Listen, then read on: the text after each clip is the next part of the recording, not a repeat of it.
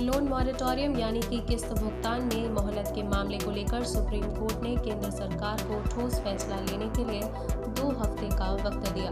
गुरुवार को जस्टिस अशोक भूषण की अध्यक्षता वाली 3 जजों की बेंच ने कहा कि मॉरेटोरियम पर फैसला लेने के लिए केंद्र सरकार और आरबीआई को ये अंतिम मौका दिया जाता है। साथ ही कोर्ट ने लोन मॉरेटोरियम को 28 सितंबर तक के लिए बढ़ा दिया है।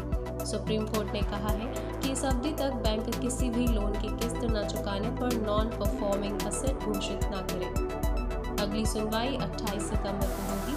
केंद्र ने सुप्रीम कोर्ट से कहा कि वे इस मामले को लेकर बैंकों और अन्य हितधारकों से बातचीत कर रहा है। इस संबंध में 2 से 3 राउंड की बैठक हो चुकी है और मामले का परीक्षण किया जा रहा है। सुप्रीम कोर्ट ने केंद्र सरकार से ब्याज पर ब्याज नहीं वसूलने वाली याचिका को लेकर भी विचार करने को कहा है।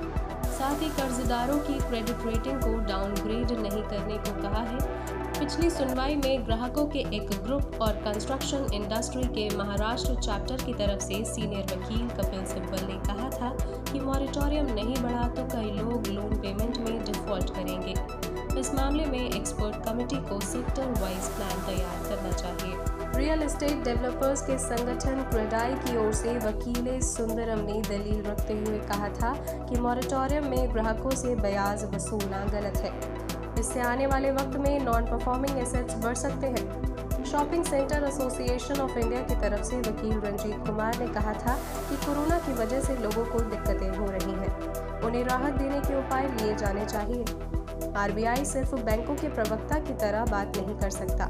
कोरोना संक्रमण के आर्थिक असर को देखते हुए आरबीआई ने मार्च में 3 महीने के लिए मॉरेटोरियम सुविधा दी थी। ये सुविधा 1 मार्च से 31 मई तक 3 महीने के लिए लागू हुई थी।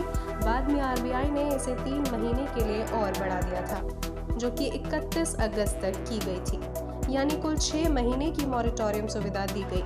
31 अगस्त को ये सुविधा खत्म हो गई है।